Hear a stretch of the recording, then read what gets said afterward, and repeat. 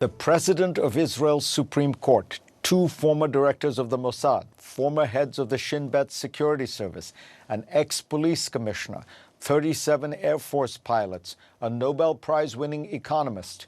These are just some of the Israelis who have condemned that country's judicial reforms proposed by Benjamin Netanyahu's government. Those reforms would seriously weaken the independence of Israel's Supreme Court. They would give the Knesset, the Israeli legislature, the power to overrule the High Court's decisions by a simple majority, one vote. If passed in their current form, the reforms would also allow the government decisive control over the appointment of judges. The plan's proponents admit it would weaken the judiciary, saying the Supreme Court and its unelected justices have too much power and are no longer accountable. Massive protests against the proposed measures have swept the country for 10 weeks in a row. Many political leaders say the reforms will destroy Israel's democracy. Many business leaders say they will destroy the economy. Joining me now are two former senior leaders of Israel. Ehud Barak was the country's 10th prime minister, and Tzipi Livni served Israel as its foreign minister and its vice prime minister. Welcome to you both. Tzipi Livni, can you explain to us why is this happening? What is the fundamental cause propelling these reforms, so-called reforms? You can add to the list that you just mentioned dozens of thousands of Israelis that are taking the streets demonstrating against it. Because these are not judicial reforms. It's about changes in the nature of Israel as a democracy. Israel was born as the nation state for the Jewish people with equal rights to all its citizens. And we have different authorities. The politician in the government and the parliament can legislate, of course, but the Supreme Court can and should supervise human rights, civil rights. And since we don't have a constitution, we have some basic law, and these are the base for the decisions of the Supreme Court. What is happening now is that we are having a government that is based on three different fractions. One is very religious, ultra-Orthodox. For them, they would like to ignore the idea of equality, not for women, LGBT. They don't want to serve in the army. So for them, the Supreme Court part of its decisions is forcing the government to keep equal rights to all its citizens. That doesn't suit them. You have another fraction. These are the religious, national religious part. For them, they would like to have an annexation, Greater Israel, and to avoid and to prevent the Supreme Court from making judgment on the situation in the West Bank. They want to rule without any supervision. And on top of this, you have a prime minister that his trial is going on, and it's his own political interest to weaken law enforcement. So the reforms, what is called, is not just about the Supreme Court.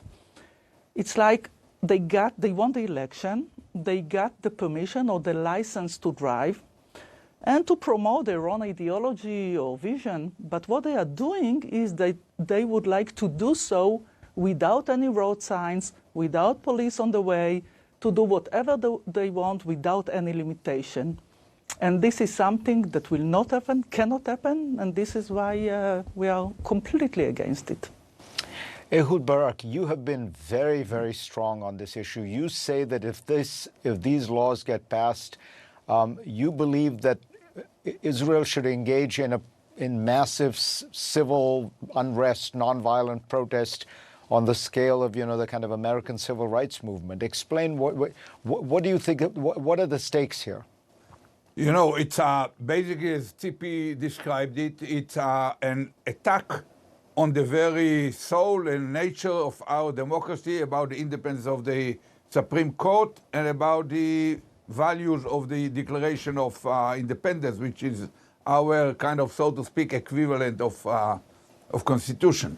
So once a government, using the tools of democracy in order to destroy it from within, and ends up acting in a blatantly illegitimate manner, it is not just the right of citizens, it's the, in my judgment, obligation of citizens to turn, unfortunately, towards civil disobedience, non-violent, but non-violent civil disobedience. We might be still 2 weeks or 3 weeks from completion of this legislation, but once it is completed, you know, the Supreme Court will stand in their way.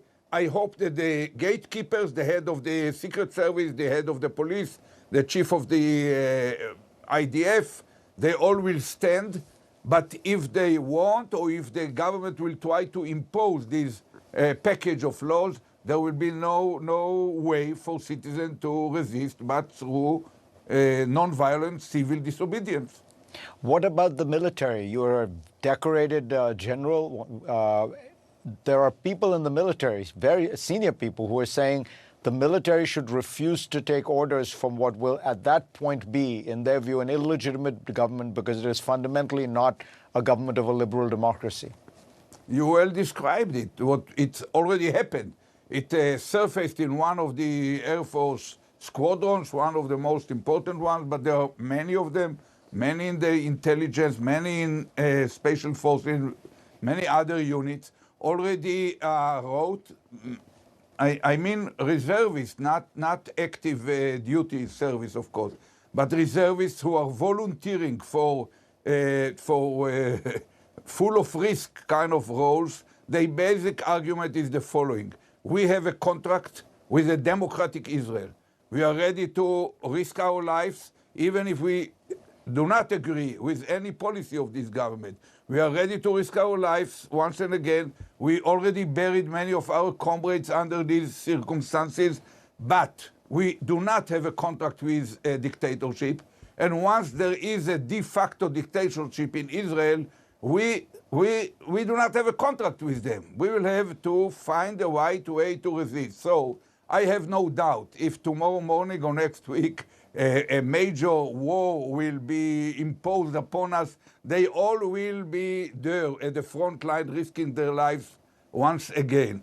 Unlike many of the sons and daughters of the members of this government. But in the meantime, between wars, they intend to fight against this tendency to turn Israel into dictatorship. Stay with us. When we come back, I will ask our two distinguished guests what, if anything, the outside world can do about all this. When we come back. The country's former foreign minister, Tzipi Livni.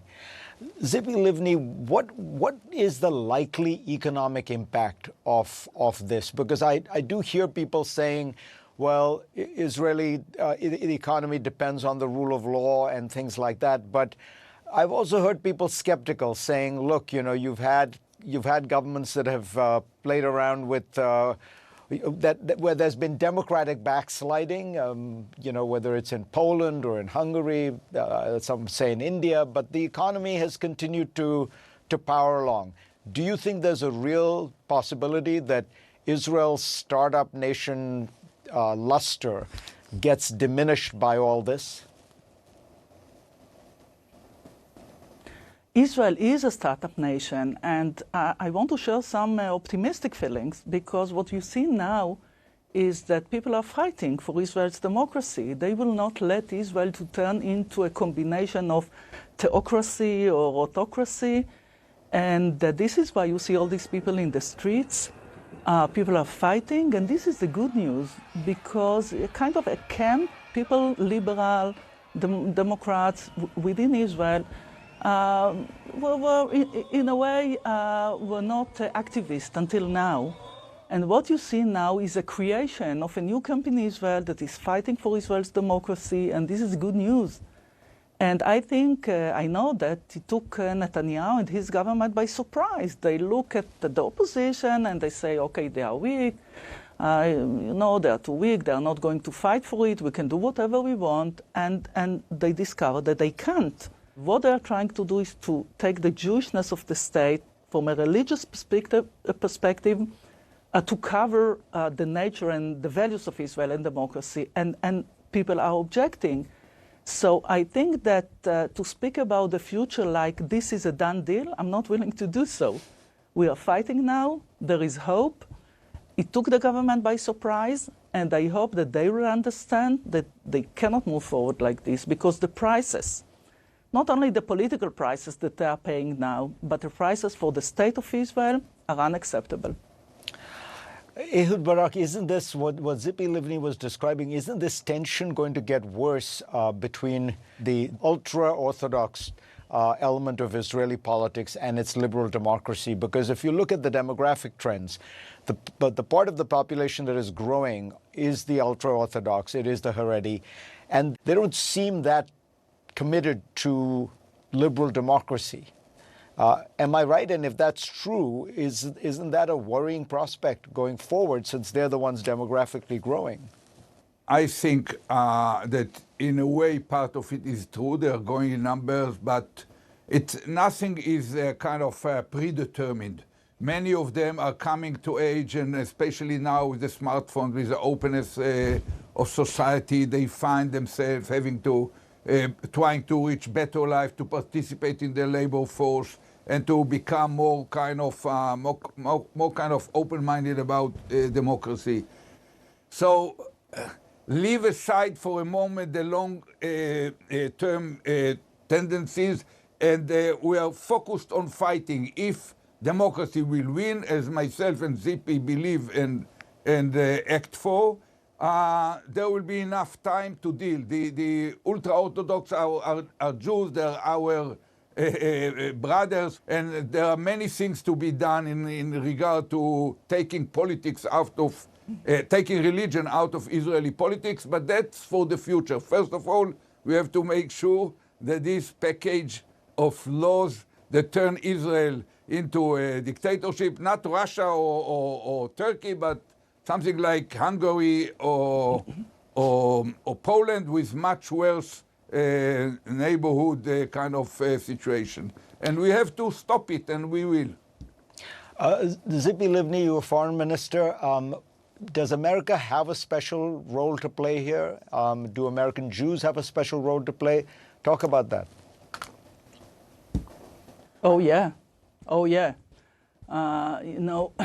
Every Israeli citizen understands the importance of the relations between Israel and the U.S. And as you know, every Israeli leader who comes to the U.S. starts his speeches by saying that we share the same values. And in order to do so and to keep these ties, and this is strategic relations for Israel, we need to keep these values. I mean, we need to keep these values for ourselves. And what I'm saying is don't give up Israel. Work with us, fight with us, keep Israel as it was established. When Israel was born, it was not only accepted, but accepted by all the parties in Israel, that Israel will be a democracy. So let's keep it like that. And therefore, the messages coming from our friends, either Jews or the American administrations, are very important. It's very influential. Tzipi Livni, Ehud Barak, thank you so much. These are very important times for your country, and we will be watching carefully. Thank you. Thank you. Next on GPS, U.S.-China relations. They're at an all-time low. I will ask Kevin Rudd, the former Prime Minister of Australia, how to get out of this dangerous predicament.